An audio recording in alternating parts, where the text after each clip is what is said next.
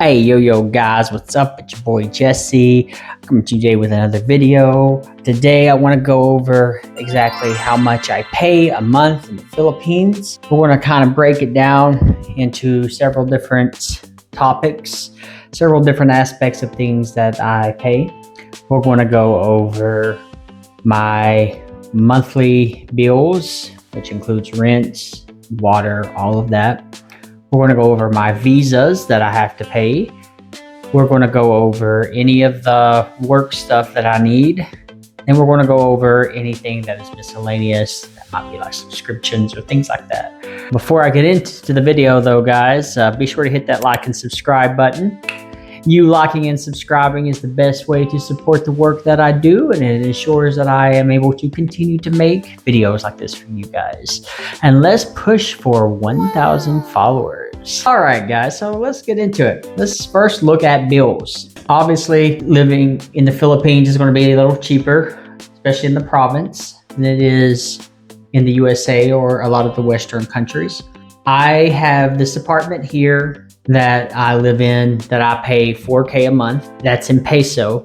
That is roughly about $80. I think it might be a little less. I'll be sure to add it into the video up here somewhere as an overlay on how much that is. But we'll say a rough estimate about $80. For electric, I actually pay more in electric than I do in rent. For the electric, I pay about 5K, 5 to 6K a month, which is about $100. Electric for us costs so much because we have an air con, a really big air con. We have a really big refrigerator that is constantly running. Now, I know some of you in the USA are probably like, what? You pay so much? Why? What do you mean? $100, that's not expensive. In the Philippines, that is very expensive. There are some Filipinos that don't even make that much money in a month. So, you know, I'm very lucky that I have that. I'm very lucky that I'm able to do this. This is a very expensive cost for Filipinos. And that's why I feel very fortunate to be here and to have the money that I have, because it's not that easy for Filipinos. Also, let's look at the water. The water is like 500 peso a month, which is typically what an electric bill would be in the Philippines. I think about 500 to 1,000 peso in the province life, somewhere around there. 500 peso a month is like $10, not even that. And so for those main bills, those are the three main ones. You know, you're looking at what, 80 plus 100 plus 10, $190 for the three main bills: rent, electric, and water. Also, we want to add in food. Food, now this is where I spend the most money, but it's because I buy a lot more food than I need, and I like to make sure that I have food, and my fiance likes to make sure that we have food in case we have guests that come over. It's just a Filipino thing. It's kind of also a Southern thing in the US. I know a lot of places in Kentucky, where I'm from, they did that too. So it's not that different. The base food that we pay every month when we go to Calibo, the base price is about 15K. That is a little less than $300. We'll say it's about $275 US dollars. Again, my American friends are probably thinking, what? It's that cheap? I could never live off that in America. Yeah, well, it's not cheap for Filipinos. That is way more than a lot of Filipinos make, especially in the province. My fiance's brother, he makes like 8K a month. And so what we pay in food is almost double. Well, it is double when you include other things that we buy, what he makes in 1 month. Now that's just the base though. That's like we go to Calibo to buy some extra stuff that you can't find in the province, like cereal, certain types of milk. I also buy some alcohol that they have there, you know, little things like that. But here we typically buy the meats and the vegetables because we can buy them fresh at the market. We pay 2K a week. So it's about 20K a month almost. It's a little more than 20K a month in food. That's a lot of money for food in the Philippines. And as you can see, in food, we pay more than what we do with all the bills, main bills combined. You don't have to do that. It's just something that I do. So those are the main expenses as far as bills go. Then you have the visas, the visa stuff. Now I'm going to lump into the visa also the price that I pay for hotels and for vehicle transportation. I have to go every 2 months, but if I went every month, it would be about $5K a month.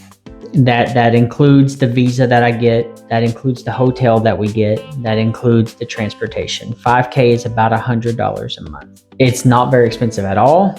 It's really cheap, at least for us Americans. The hotel we stay at, we usually stay at the same hotel every time because we found one that we really like. We've been to several hotels in Calibo, but Lavero has been our favorite. We usually go there. It's about less than $40 a month, or a night. It's really nice. Every month, that's about how much we pay if you split it into a monthly payment instead of every 2 months.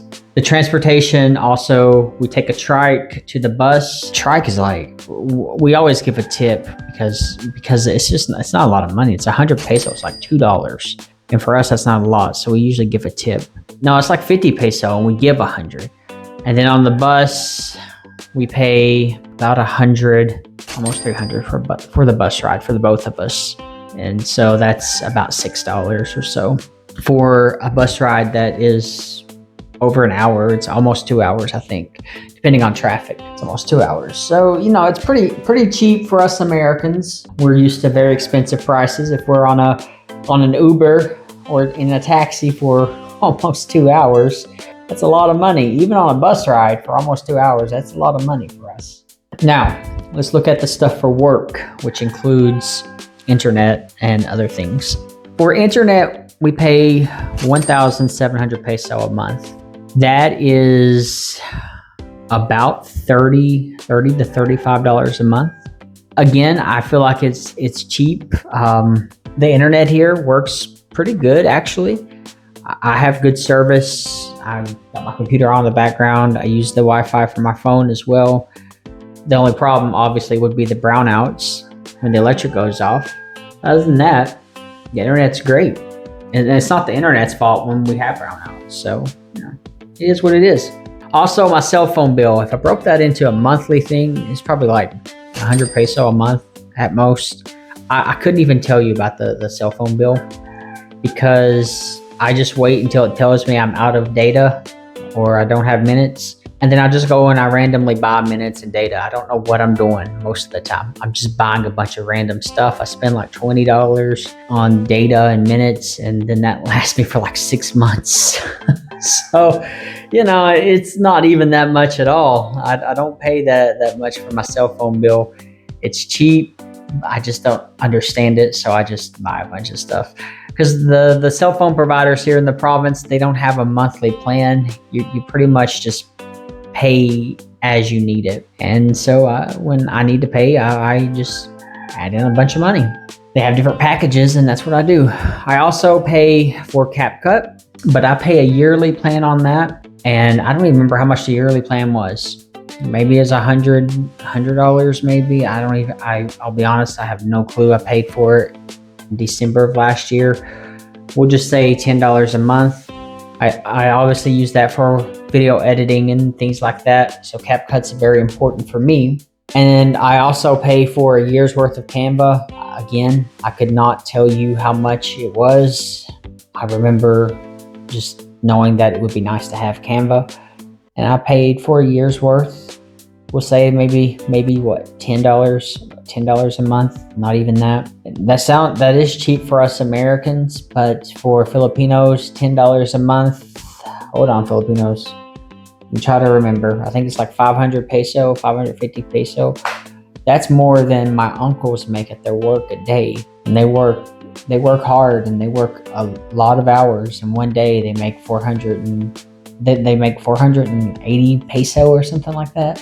550 peso is a lot of money for Filipinos. So it sounds cheap for us Americans, but for Filipinos, it's not. Also for work, I pay for the Real World. That's almost like classes, but it's also a community. I pay $50 a month for that. For my Filipino friends, I think that's like 2,700 pesos, somewhere around there. It's just something that I like to do, something that gives me peace of mind. I also pay for ChatGPT, a pro membership. I pay $20 a month for that. ChatGPT is really good. It helps with research. It helps me get my creative ideas flowing. And I'm able to, with a pro membership, I'm able to make folders and whatnot. I'm able to use Sora and different things like that. So I actually highly recommend most people to get ChatGPT if they want to work online. It's a lifesaver. It really is. And it saves you a lot of time when you get the pro membership, because you can give it instructions on different folders on what it needs to do for whatever you want it to do. And you don't have to keep typing it up every time you use ChatGPT. I also pay for InVideo every month, which is about $50 a month. InVideo is how I do my news videos, because as many of you can tell, I don't have a really good speaking voice. I stutter a lot. It's something I've tried to deal with, but I have a hard time not stuttering. So when I want to do something that involves the news or the politics, I try to do stuff that's more AI so you can understand what's going on, because I know that I'm not always the best speaker when it comes to that, and I don't want to lead y'all down the wrong path and make y'all think something that might not be true. So I pay that for InVideo. InVideo also helps with some of the shorts I do for Instagram and things like that. What else do I pay for? As far as work goes, I think that's actually it. So we'll go ahead and get into the miscellaneous stuff. Now the miscellaneous stuff is just random things that we get. So my fiance gets her nails done. That's about $20 a month. She does it every 2 months, so it's about $10 a month. The haircut that I get, it's like $2 or $3 a month. I'm not going to include a restaurant because I included that with food. The vapes that I get, I tend to get 2 to 4 vapes. Well, I haven't got 4 vapes in a long time. I tend to get 2 to 3 vapes. That costs me about 1,500 peso, which is $25 roughly for that many vapes a month. We also buy alcohol, but I added that into the food, so it's not that important. I can't think. Oh yes, and of course we also get a YouTube subscription. That's like $20 a month, I think. Oh no, because it's set here, it's like $5 a month. It's much cheaper. I know that somebody said that I have to be careful with that I might not make as much money if I get monetized on YouTube, but I'm fine with that because I'm not trying to make a lot of money. I'm doing YouTube just for fun. It gives me something to do so I don't get bored, because if you get bored, it can lead to depression. It can do all kinds of stuff. So I do YouTube a lot so I don't get bored, and I have something extra to do to get my mind off of anything that might be bad for it. And honestly, guys, I think that's it. Those are my monthly expenses. It doesn't sound like a lot for some of you, I'm sure. Some of you from America are like, wow, you're living good. You're living great. And yeah, I am. I'm living pretty decent here in the Philippines. But the Filipino people, they have a hard time with that. They don't have that kind of money. You've got to remember that. For the Filipinos, the money that I'm making here in the province, a lot of them feel like I'm rich. And I'm not that rich. Well, I would not be rich if I was in America. And I don't like to show off my money either. I'm not that kind of guy. Look how I dress. I dress really simply because I'm not a show-off kind of person. So that's my, I guess, lesson of the day is if you come to the Philippines, don't be a show-off. Don't show off your money, and realize that, yeah, you're going to have money. It's going to be nice. You can have fun, but don't act like a jerk. But I also will say be very careful, especially if you're a guy, because there are some women in the Philippines who will use you for money. They will take advantage of you and take your money. Be careful. I'm very fortunate with my fiance to have her, because I was homeless for a while when I had my fiance. I did not have a home. I did not have a job. It was hard at first. And luckily, the VA helped me a lot. Got me back on my feet. She never left me. We still video chatted every day. That's when I went back to America, and everything worked out. It took time, but we made it. We did it. And I am happy for that. I'm excited about that. But not every woman in the Philippines like that. Not every woman in the world is like that. It's not just the Philippines. You just hear about it a lot here in the Philippines. So just be careful when you come to the Philippines. If you have money, careful who you decide to spend it on, and be careful on how much you decide to spend. It's always funner here in the Philippines if you're smart. I have to be careful when I walk around town by myself. There are certain people who might think that I would be attracted to them, that kind of stuff, especially in the province where there's not many people who are not Filipino. So I just have to be careful, and I would recommend that you be careful too. There are some people who only will use you for money and you won't get anything in return. I still recommend to come here. If you're going to come here, I'd recommend going to a province. From my experience, the women in the province are much more mature and not like that. But let me know what y'all think. Let me know in the comment section. Am I spending a lot of money for the Philippines? I'm sure there are people that you've seen on YouTube that have talked about how much they spend. Let me know. Do you think I'm spending a lot of money? Do you think I'm not? Am I spending too much money? Am I not spending enough? Let me know down in that comment section down there. I'd love to hear from you guys. And as always, guys, know that y'all are valuable and that you matter. God bless. Peace.